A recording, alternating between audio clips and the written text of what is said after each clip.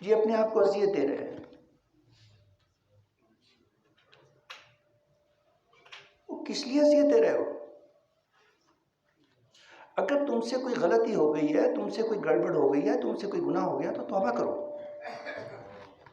آقا علیہ الصلوۃ والسلام نے فرمایا کہ التائب من الذنب کمن لا ذنب له.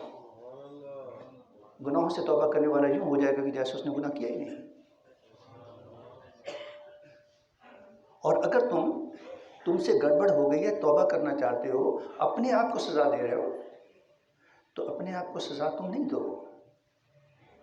تم پھر سے رب کائنات کی بارگاہ میں التجا کرو. اور اگر تم اخلاص سے کرو گے، اگر تم محبت سے کرو گے، اگر تم چاہت سے کرو گے، تو ہو سکتا ہے کہ تمہارا رب نہ صرف تمہارے گناہوں کو معاف فرمائے بلکہ ان کو معاف کر کے نیکیوں میں تبدیل کر دے. وہ قادر مطلق ہے. اور یہ بات میں محض اپنی طرف سے نہیں کہہ رہا ہوں، خود قرآن پاک میں اللہ رب الکریم نے اس کا ذکر کیا ہوا ہے کہ من تاب وآمن وعمل عملا صالحا فأولئک یبدل اللہ سیئاتہم حسنات وکان اللہ غفور رحیم. کہ جس خوش نصیب نے توبہ کی،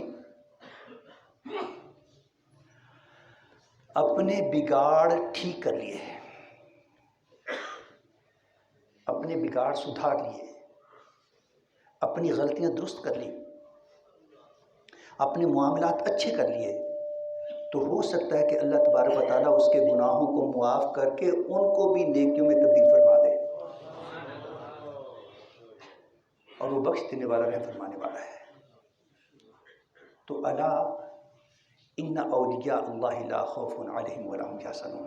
خبردار، اللہ والے وہ عظیم المرتبت لوگ ہوتے ہیں کہ ان پر کسی قسم کا کوئی خوف و غم نہیں ہوتا. اچھا، اس سے یہ بھی نہ سمجھا جائے کہ اللہ والوں کو کوئی تکلیف نہیں ہوتی. نہیں، ایسا نہیں ہے. وہ انسان ہوتے ہیں،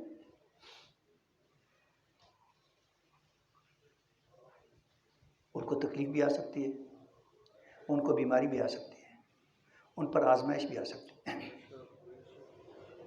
باری دیگر ہمارے لیے بحیثیت مومن سب سے بڑی، سب سے اعلیٰ، سب سے اونچی، سب سے اچھی، سب سے رفت والی مثال نبی اکرم صلی اللہ علیہ وسلم کی ہے.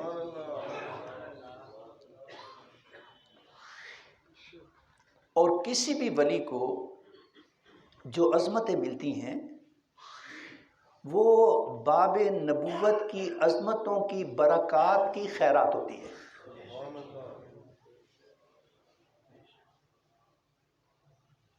نبی اکرم صلی اللہ علیہ وسلم اللہ رب الکریم کے محبوب ہونے کے باوجود خاتم النبیین، رحمت للعالمین، امام الانبیاء،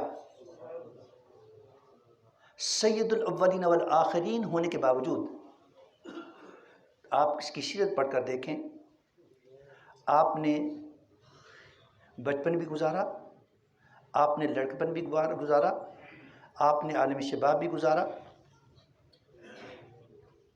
آپ نے میرڈ لائف بھی گزاری، آپ نے معاشرتی زندگی بھی گزاری، اور ان کے تمام مراحل سے بھی گزرے. لیکن کسی لمحے پر حضور نبی اکرم صلی اللہ علیہ وسلم نے اپنے رب پر اعتماد نہیں چھوڑا اور اس کی تعلیم سے، اس کے حکم سے منہ نہیں موڑا.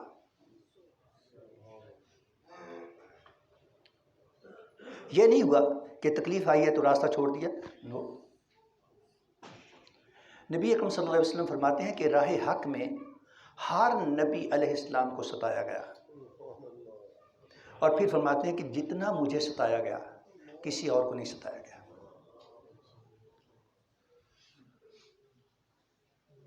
یہ نہیں ہے کہ انہیں تکالیف نہیں آتی ہیں، یہ نہیں ہے کہ ان کے لیے آزمائشیں نہیں ہوتی ہیں، مگر وہ اللہ کا دامن اور نبی رحمت صلی اللہ علیہ وسلم کا دامن نہیں چھوڑتے.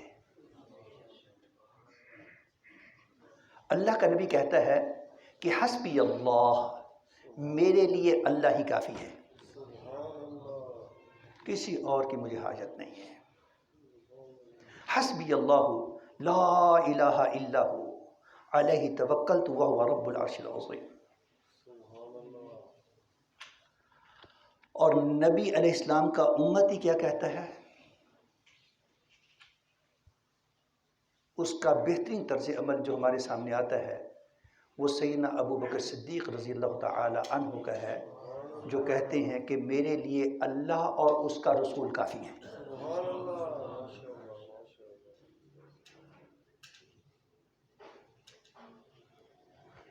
میرے لیے اللہ اور اس کا رسول کافی ہیں. یہ نہیں ہے کہ امتی کو اللہ کی حاجت نہیں رہتی، ایسا نہیں ہے.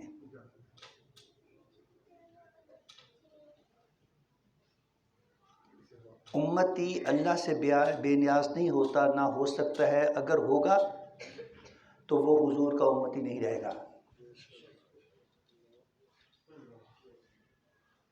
لیکن نبی علیہ السلام ٹوٹل پروٹیکٹڈ ہوتے ہیں.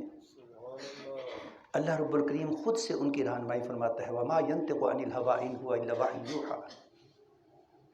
اور امتیوں کی رہنمائی نبی کرتے ہیں علیہ السلام. اس لیے حضرت ابوبکر صدیق رضی اللہ تعالی عنہ جو حضور کی امت کے بہت بڑے ولی ہیں، ولیوں کے سردار ہیں، اور کہا جاتا ہے کہ افضل البشر بعد الانبیاء بالتحقیق سیدنا و مولانا ابی بکر صدیق رضی اللہ تعالی عنہ. ان کا طرز عمل ایک عام مومن کا طرز عمل ہوگا اگر وہ ولایت چاہتا ہے کہ وہ کہے گا کہ میرے لیے اللہ اور اس کے رسول صلی اللہ علیہ وسلم کافی ہیں. اور اگر اس سے آگے بڑھنا ہے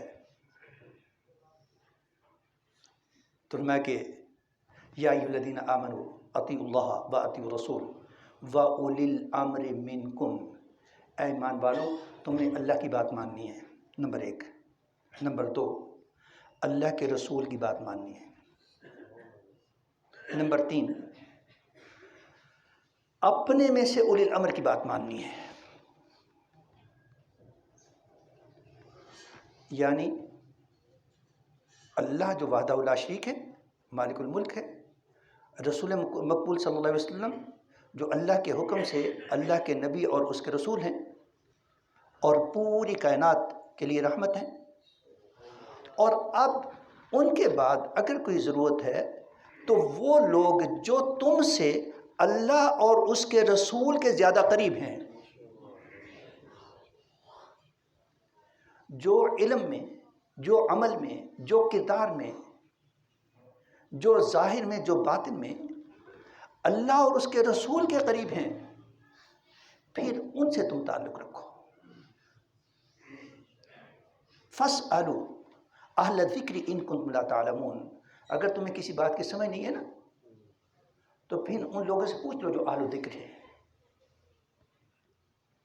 لیکن وہ نہیں ہیں جو اللہ کی نفی کریں یا رسول اللہ کی نفی کریں، جو ہندوؤں کے کلچر پر چلیں. اللہ رب الکریم ایسے کلچر سے معاف رکھے. ہمیں دنیا اور آخرت دونوں جہانوں میں اپنی رضا اور اپنے محبوب کریم علیہ الصلوۃ والتسلیم کی اتباع آسان، مرغوب اور محبوب بنائے. وآخر دعوانا ان الحمد للہ رب العالمین.